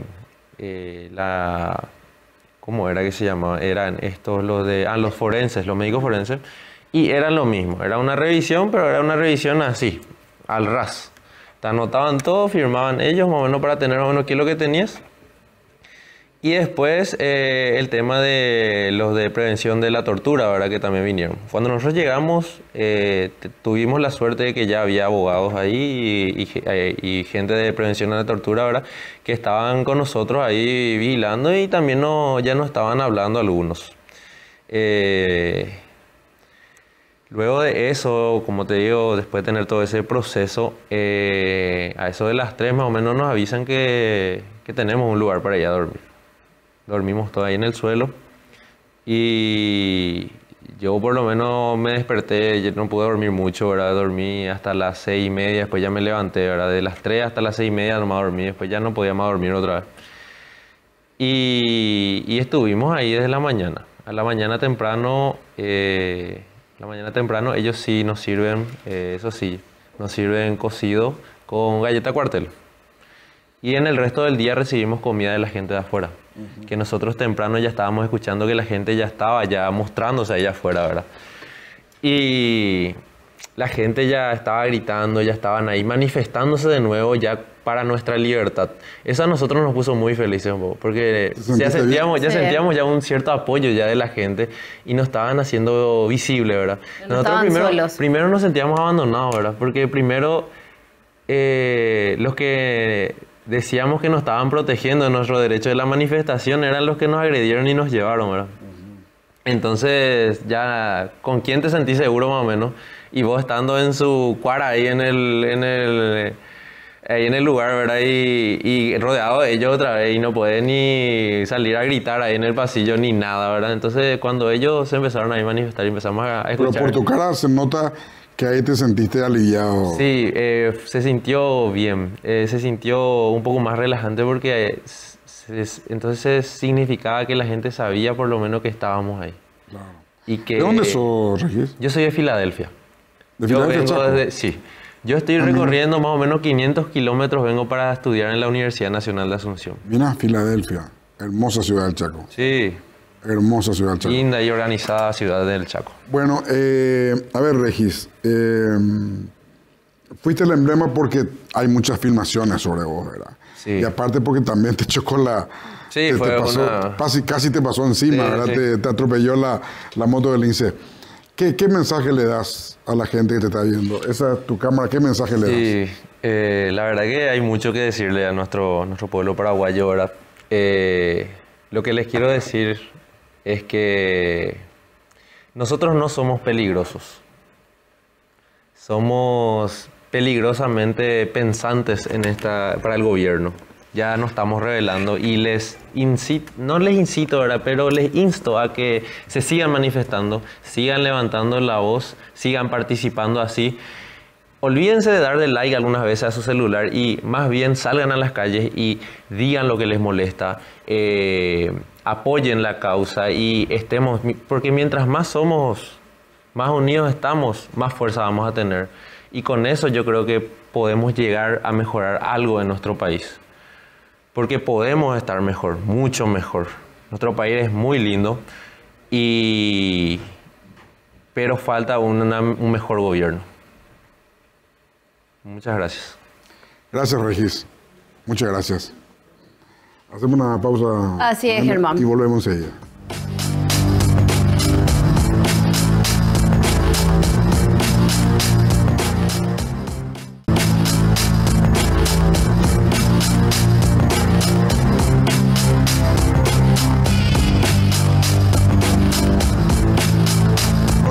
En cada sueño un compromiso, en cada paso te acompañamos. Tu bienestar es nuestra misión. COFAN LTDA, la cooperativa de las Fuerzas Armadas. Bueno, así vamos a, Noelia, a compartir el informe internacional con nuestro columnista que está muy ya demandado por todos lados. ¿Verdad que sí? Le tiran por todos lados. Y no, él está full en pro. Nos llega a abandonar, nosotros le quitamos el piso. No, yo los domingos, ¿cómo tal, Germán? Hola, Noelia. Yo los domingos de noche los tengo reservados para usted, así que no se preocupen que el domingo de noche no se... Nosotros tenemos tu pase. Sí, no se negocia. Una firma. Sí, eso no se negocia, así que quédese todo tranquilo. Pero sí, obviamente siempre siguiendo lo que pasa en el mundo y comentando un poco. ¿Qué tenemos? Viste que por lo general cuando un presupuesto no se aprueba, no se pasa en los países por lo general o en el nuestro se utiliza el presupuesto del año pasado, ¿verdad? Pero sin embargo en Estados Unidos cuando hay problemas de financiación o no se llega a un acuerdo respecto al presupuesto federal, el gobierno literalmente se cierra. Se produce lo que se conoce como un government shutdown y por primera vez luego del 2019 se está produciendo de vuelta esto en Estados Unidos. Esto se dio después de varias semanas de tensas negociaciones entre los republicanos y los demócratas para ver un poco cómo continuar con la financiación del gobierno federal. Sin embargo, no se logró ningún acuerdo y obviamente se produjo esto, ¿verdad? El cierre del gobierno, lo cual tiene muchas particularidades, Germán y Noelia, porque, por ejemplo, a veces lo que pasa es que a la gente se le pone como una pausa temporal, no se le despide, ¿verdad? Obviamente no cobra en ese periodo, pero hay gente que igual está obligada a trabajar sin cobrar. Entonces eso también genera muchos problemas. Eso ocurre, Domingo. Eso también ocurre mucho. Por ejemplo, miles de personas trabajarán sin cobrar. Claro, por ejemplo, si hay 50 personas en un departamento, de esas 50 personas solamente trabaja una o dos personas. Entonces, por eso cuando lo que tiene que ver con estadísticas se atrasan mucho o ni siquiera se publican. Pero también, por ejemplo, todo lo que tenga que ver con control aéreo o TSA, que es la parte de seguridad aeroportuaria, ellos están obligados a trabajar, no cobran. Entonces a veces se suele dar ese fenómeno de que la gente llama y dice, me sopló viento, jefe, no me voy a poder ir, me siento mal, me enfermé, ¿verdad? De alguna manera. Para no ir a trabajar. Claro, buscan maneras de no ir a trabajar porque no cobran. Sí, por ley, una vez que vuelven, en teoría tienen que recibir lo que se conoce como back pay, o sea, pago atrasado por lo que... Entonces es mientras tanto. Claro, pero a ver, Germán, la última vez que sucedió esto en el 2019 fueron 36 días de que se cerró el gobierno, o sea, un mes que la gente no cobró y justamente es el gran problema también que tiene Estados Unidos. Dentro de su inmensa riqueza hay muchas personas, principalmente del sector público también, que viven el famoso paycheck to paycheck, o sea, de su sueldo de cada 2 semanas de una vez al mes. Entonces no tienen tantos ahorros o se ven forzados a quemar sus ahorros para poder subsistir. Entonces, la gran incógnita es cuánto tiempo va a durar, obviamente, este cierre del gobierno. Por eso es que se da también ahora los comunicados a través de las redes sociales de las diferentes cuentas en diferentes países que como que están sin presupuesto para continuar con eso. Claro, o no. Algo que pasó muy interesante acá es que la embajada luego sacó un comunicado diciendo que debido a lo que está sucediendo, los trámites de visa y pasaporte sí van a seguir operando, van a seguir funcionando, pero los comunicados, por ejemplo, en las redes sociales, no solamente de las embajadas, sino que de la Casa Blanca también, o todo lo que tenga que ver con publicación de estadísticas, que justamente esta semana se tenía que dar, no se va a dar porque obviamente no hay nadie que se encargue de publicar, o la persona que está a cargo de eso justamente está en lo que se conoce como furlough, ¿verdad? O sea, que está con permiso, por así decirlo, para no trabajar. Entonces, eso es una particularidad que se está generando. Otra particularidad que se está generando es que justamente Donald Trump está con la onda motosierra para Estados Unidos. Entonces, están analizando también y están generando planes para, uno, desfinanciar directamente programas que justamente se están poniendo en pausa ahora y también no contratar, o sea, a la gente que ya se le puso en ese furlough o en esa pausa, directamente despedirla o que no vuelvan a trabajar. Entonces también se está barajando esa posibilidad de despedir a mucha gente en el sector público. porque bueno, es algo que Donald Trump siempre habló, ¿verdad? De bajar los costos, de alguna manera de achicar lo que es la presencia del Estado. Entonces está analizando la posibilidad de ver esta situación como una ventana de oportunidad para hacer eso también. Y en Argentina lo de este candidato, primer candidato de Milei en la provincia de Buenos Aires, Domingo. ¿Cuál? José Luis Esper, que creo que está siendo acusado. Sí, él tiene un tema, no seguí muy a profundidad el caso, pero tengo entendido que es por un vuelo que él tuvo o recibió dinero por parte de un narco, se lo está investigando, ¿verdad? Entonces, como son acusaciones muy fuertes en contra de Esper, que también de alguna manera, eso es lo que pasa a veces con Milei, que justamente quizás él no es directamente el corrupto, pero su entorno son los que de alguna manera están siendo acusados de corrupción. No solamente Esper, no vayamos muy lejos, la hermana Karina Milei, el famoso 3% también de lo que se le acusó, y obviamente otras personas dentro del gobierno. Creo que lo más impactante también fue el tema de Karina. Yo creo que más de lo de Esper, lo que más golpeó al gobierno de Javier Milei, y justamente en las vísperas de la elección, fue el tema del famoso 3% de los medicamentos de sobreprecio que supuestamente ya cobraba la coima. Ahora lo interesante es la justificación que dio Milei. No sé si vos viste la entrevista que tuvo con Laje, en donde dijo, ¿por qué solamente robó el 3% si podía llevarse el 100%? Como eso era una parte de su defensa, por así decirlo, ¿verdad? Y justamente la coima es en eso, de que vos no te llevas todo, llevas una parte. Entonces, es otra cosa que se está investigando. De vuelta, ahora justamente el 27 de octubre, creo 26-27 de octubre, son las elecciones a nivel nacional. 26. Obviamente el gobierno de Javier Milei está viendo la manera de reactivar un poco lo que es el electorado, tratar de volver a lo que eran las bases o aquello que hizo ganar a Milei justamente en el 2023, que él ganó las elecciones. Pero bueno, obviamente es una batalla difícil que darla. Igual es a nivel nacional, entonces obviamente hay que ver otras particularidades, ¿verdad? Hay terceras opciones también, por ejemplo, se llama Provincias Unidas, o Gobernadores de Provincias Unidas, algo así, que es como un tercer sector también, que se está una tercera vía que se está mostrando muy fuerte. Entonces también es muy interesante ver cómo esa dinámica va a ir jugando en las próximas semanas. ¿El muro antidrones de Europa? Muy interesante, porque justamente en estas últimas semanas hubo como una incursión interesante, incursiones de drones, obviamente, o objetos voladores no identificados justamente en el espacio aéreo de Europa. Estamos hablando principalmente de Dinamarca, Lituania, los países del Báltico, claro. Siempre me confundo el Báltico con los Balcanes, pero bueno, quedan en puntas distintas, ¿verdad?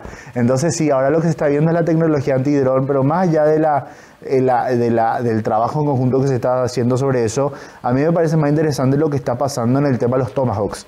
No sé si estuvieron siguiendo, pero desde la parte del gobierno de Donald Trump se está analizando la posibilidad de autorizar y dar inteligencia a Ucrania para que puedan realizar ataques con misiles de largo alcance dentro del propio territorio ruso. Algo que la propia administración de Donald Trump en su momento como que había dicho que no iba a hacer, e incluso criticó mucho a la administración de Biden. Sin embargo, ahora parece que Donald Trump tuvo un giro 180 y está analizando la posibilidad de que la OTAN compre los misiles Tomahawk y que tanto Europa, o sea, la OTAN y Estados Unidos le den inteligencia a Ucrania para que puedan llevar a cabo esos ataques en territorio ruso, lo cual también cambiaría un poco la situación, porque... Estos Tomahawk lo que se usaron sobre Bagdad, en el 91. Sí, lo que últimamente también se utilizó también en la guerra de los 12 días. Parte de las bases también fueron bombardeadas, no sé si te acuerdas, con los Tomahawks. No se utilizó para atacar las bases, sino que para los sistemas antiaéreos también. O sea, son misiles que por el momento el gobierno sigue utilizando. Ellos suelen ser muy celosos también sobre a qué gobiernos le venden o no los Tomahawks. Es más, hay propios países de la OTAN a quien Estados Unidos se ha negado en su momento de venderle estos misiles. Entonces el hecho de que ahora le está vendiendo, o por lo menos analiza la posibilidad de vender a Ucrania, ¿verdad? Es un cambio significativo, importante. Cambia mucho lo que es la dinámica y de vuelta es un poco el cambio 180 que parece que tuvo Donald Trump, de agarrar, no quiero decir humillar públicamente a Zelensky en el Salón Oval, ¿verdad? Lo que justamente estábamos comentando a comienzo de año, ¿verdad? O decir de que Zelensky no tiene las cartas, de que van a perder, a de alguna manera cambiar un poco la mirada y decir, bueno, espera, vamos a apoyar un poco a Ucrania, tienen todas las de ganar, aparentemente pueden recuperar el territorio incluso más. Él dijo eso en un tuit luego de la ONU, de la reunión que tuvieron en la ONU, ONU. Entonces es un cambio un poco radical, ¿verdad?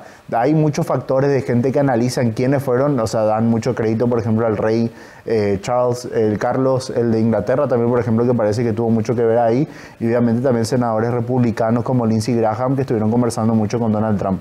Otra cosa interesante también es que ahora hay como una especie de cercanía también entre Ucrania e Israel. Por ejemplo, hace un par de días hubo un avión ucraniano que aterrizó en Israel y aparentemente estaba retirando sistema de antimisiles Patriot de Israel. Israel estaba dando a Ucrania también para luchar. Entonces se puede dar como una alianza muy interesante también entre Ucrania e Israel. Obviamente Israel, que está también siendo... Esta semana también dio mucho de qué hablar por los 20 puntos del Tratado de Paz de Donald Trump a Israel. ¿Qué es eso, Domingo? Bueno, justamente es un plan, ¿verdad?, que Donald Trump propuso para la paz en Gaza, que por el momento parece que Netanyahu dijo que ellos están de acuerdo, ¿verdad? Obviamente, dentro, Germán, creo que vos lo sabrás bien, y Noelia, vos también, una cosa es que un jefe de Estado diga yo acepto, ¿verdad? Pero otra cosa es que después el poder legislativo o el pueblo apoye esa medida, ¿verdad? Obviamente ya hay algunos parlamentarios dentro de Israel que dijeron si Netanyahu sigue adelante con esto, nosotros nos salimos de la coalición. Y hay que recordar que Netanyahu gobierna minoría. Entonces, ¿cómo se podría llegar a caer el gobierno de Netanyahu? Pero son 20 puntos para la paz, en donde de alguna manera Israel renuncia a la pretensión de anexar la Franja de Gaza, que era algo que Israel tenía como su meta, o por lo menos dieron a entender en algunos momentos que ellos iban a anexar la Franja de Gaza. Otra cosa que se evita también es la expulsión de las personas, de los palestinos de la Franja de Gaza, ya sea Jordania o Egipto. Y otra cosa muy interesante es que plantea una fuerza de coalición árabe, de alguna manera en los primeros meses, los primeros años, luego de que se logre la paz, para estabilizar y reconstruir la zona. También, por ejemplo, palestinos que sean entrenados en Egipto o en Jordania para todo lo que tenga que ver con la parte policial. Y también algo que por lo menos a mí me pareció muy interesante es que también estableció una mesa de diálogo interreligioso, que hay que también entender a veces que estos tipos de conflictos tienen como un componente religioso. ¿Quiénes van a dialogar ahí? No, propuso, no dijo bien qué van a ¿Qué religión no dijo? No, claro, que supongo que va a tener que ser la religión musulmana y la religión judía, que son justamente la mayoría de los palestinos, la mayoría de... Hay muchos cristianos. Claro, que están los cristianos también, obviamente, justamente se estuvo siguiendo y hubo mucha indignación por el tema de las iglesias católicas y cristianas que están en la Franja de Gaza, y uno que había sido bombardeado en su momento. Y otra cosa también es que estableció como una forma de gobierno transitorio de un directorio, conformada por personas del sistema internacional y también por propios palestinos, académicos y otros políticos. Y justamente, no sé si viste que parte del directorio iba a estar formado por Donald Trump y otra persona que no sé de dónde salió es Tony Blair. Para los que no saben, Tony Blair fue fue primer ministro de Inglaterra. 2 periodos. 2 periodos, justamente, el más joven en su momento. Justamente le tocó el fallecimiento de la princesa Diana, y también le tocó la invasión de Estados Unidos a Irak y la guerra de Afganistán, 2 cosas que él apoyó en su momento, que fue fuertemente criticado. Entonces el hecho de que Tony Blair de alguna manera ahora aparezca y se vuelva líder de Palestina... Es de origen escocés. Es de origen escocés, claro. Pero es raro que mucha gente se debate, ¿verdad?, de dónde salió Tony Blair, pero bueno, alguien que de alguna manera se propuso... Pero parece que él se ofreció, ¿eh? ¿Sí? Leí en algún lugar, Domingo, que él se ofreció para formar parte, que él estaba interesado en formar parte de esa especie de directorio que va a gobernar. Sí, es un directorio medio transitivo, pero transicional. Otra cosa que también, hablando puntualmente del directorio, es que la gente jamás no va a poder formar parte del directorio. Ellos no van a poder formar parte, ya sea de manera directa o indirecta, no van a poder formar parte. Y otra cosa también es que, ¿viste los asentamientos, justamente los asentamientos israelíes que se están dando en la Franja de Gaza? Bueno, esos se van a retirar también de ahí. Entonces también, de alguna manera, ves que por lo menos el gobierno de Netanyahu cedió en algunas cosas, ¿verdad? Se dio porque ellos lo que querían era... Pero también dijo Trump que no va a permitir que se anexione Cisjordania. Claro, Cisjordania es lo que se conoce como el West Bank en inglés, ¿verdad? Cisjordania también, que tiene un problema ahí, y ahí hay que acordarse que ahí no opera jamás. Ahí el que opera es la autoridad palestina, que está encabezada por Mahmoud Abbas, del partido Fatah. Al-Fatah, ahí está. Entonces, ahí es otro contexto también. Pero está todo bien los 20 puntos. Pero el punto número 21, ¿verdad?, que no es el 21, pero el más importante para mí, dice: en caso de que jamás no acepte estos términos, Israel cuenta con todo mi apoyo para poner solución a como ellos crean. Así dice Domingo. Sí. Así dice. Sí. Mira. Entonces, O sea, ahí esa letrita ahí de abajo Claro, es claro. de mucho cuidado. O aceptan Sí. o chau. Claro, es medio como un ultimátum porque también otra cosa que planea, es que algo que me pareció interesante es que también ofrecen amnistía. Dicen, las personas de Hamas que de alguna manera entreguen las armas y no se incorporen o no sigan luchando, de alguna manera, bueno, no olvidamos a ustedes, ¿verdad? Pero obviamente lo que ellos dicen es que Hamas tiene que responder lo antes posible, también tienen que liberar ¿hay un a toda la plazo o gente. no? No se estableció un plazo. A veces, ese es el tema con Donald Trump. Él a veces te dice una semana, después de esa semana se vuelve 3 semanas. Yo creo que más de una semana o 2 semanas no va a tardar el acuerdo, ¿verdad? Porque de vuelta, Netanyahu a nivel interno también tiene mucha presión. Porque esto es lo que pasa. Justamente lo que hoy sostiene el gobierno de Netanyahu, que está gobernando minoría, hay que recordar eso, es como el ala más extremista dentro del partido, dentro del gobierno israelí. O sea, ¿eso qué significa? Que son las personas que, por ejemplo, están a favor de la expulsión de la gente de la Franja de Gaza, están a favor de los asentamientos judíos en la zona.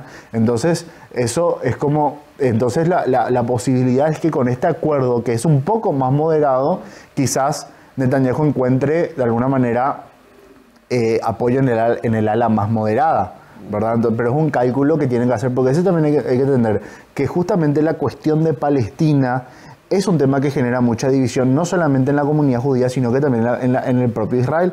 Es más, yo ahora cada vez estoy leyendo más artículos en Israel Times, el del Times de Israel, que es una de los medios de comunicación más importantes que tiene Israel, sobre si es que ¿cómo se llama? Sobre si es que un Estado palestino es verdaderamente la solución. Porque dicen, espera, hace 2 años estamos luchando, justo ahora se cumplen 2 años en unos días. En noviembre. No, el 7 de octubre. El 7 de octubre. El 7 de octubre. Dicen, espera, estamos peleando hace no sé cuántos días. Propio Macron lo decía. Al comienzo había 30.000 personas jamás. Israel eliminó 15.000. ¿Cuántos hay ahora? 30.000. Entonces, como que están viendo si es que sigue siendo o no la solución. Entonces, bueno, a ver, si no funcionó, si la guerra no está funcionando así como nosotros planeamos, ¿qué posibilidad podemos darle? Porque hay también otra cuestión, que justamente en Israel están los ultraortodoxos, nosotros le decimos, ¿verdad? Y ellos justamente no quieren servir en lo que son las fuerzas de defensa israelí. Sin embargo, hay gente que quiere porque obviamente ellos necesitan personas para combatir. Entonces hay como una cuestión judicial también si es que las personas, los judíos ultraortodoxos, pueden o no servir en las fuerzas de defensa de Israel. Entonces hay un tole-tole que se está armando también a nivel interno de Israel. Entonces, tener un frente de guerra abierto también es como, bueno, calmemos un poco las cosas. Y más todavía que Donald Trump también, dentro de Estados Unidos, tiene mucha presión interna porque a la gente no le está gustando mucho también el apoyo incondicional que le está dando Donald Trump a Israel. Es algo que hay que admitir también. A mucha gente le llama esa la atención. De hecho, Netanyahu dijo que está hoy en la Casa Blanca el mejor amigo que Israel haya tenido en la historia. Y bueno, ahí está el tema. ¿Viste esa frase? Sí. No solamente eso, sino que cómo habla, ¿viste? A mucha gente le llama la atención. Dice, yo voy a decir lo que dice la base ruidosa de Donald Trump sobre el tema de Israel. Si no es que estoy diciendo yo, no me cancelen. Pero dicen, espera, ¿a nosotros quién nos gobierna? ¿Nos gobierna Netanyahu o nos gobierna Trump? ¿Nosotros a quién votamos? ¿Entendés? ¿Nosotros somos Estados Unidos o somos Israel? ¿Por qué, por ejemplo, se critica mucho darle el apoyo a Ucrania, pero con Israel sí le damos apoyo? ¿Entendés? Entonces, como que ellos, esas son las cosas que están barajando. Cuidémonos a nosotros. Es más, dicen, espera, Israel que de alguna manera pues, se pasa de mambo, se va a bombardear a Irán, bombardear a Qatar. Que otra cosa interesante también, Donald Trump, para calmar un poco el fuego, le extendió garantías de seguridad a Qatar, casi como el artículo 5 de la OTAN. Medio que garantía de seguridad en caso de que ocurra un nuevo ataque contra Qatar.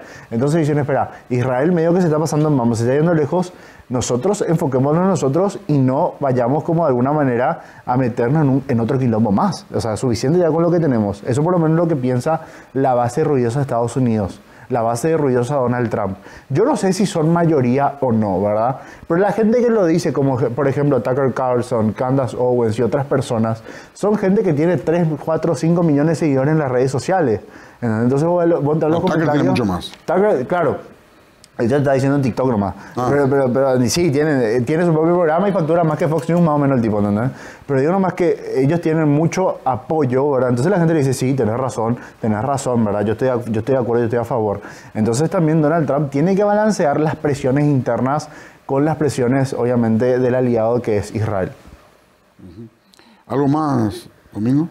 No, o sea, es un poco todo lo que está sucediendo en el mundo, ¿verdad? Es lo interesante que, a ver, parece que semana a semana son los mismos temas, pero bueno, son conflictos que surgen como hace 3, 4 años, que siguen, que la gente lastimosamente todavía no sabe cómo encontrar o darle solución al tema, pero bueno, yo creo que a medida que, si bien hay mucha guerra y a veces como que parece un poco desalentador todo lo que está sucediendo, yo creo que tras bambalinas hay mucha gente que está trabajando para la paz, ¿verdad? Yo creo que hay mucha gente en el cuerpo diplomático, incluso en el cuerpo militar, que día y noche están trabajando para conseguir la paz y ojalá lo logren. Pero bueno, eso es un poco lo que está sucediendo en un pantallazo general a nivel internacional. Gracias, Domingo. De nada, Germán, de nada, Noelia. Nos vemos, Noelia. Nos vamos, Germán, hasta el próximo domingo. Hasta el próximo domingo. Mañana marcando pautas a las 6 de la mañana.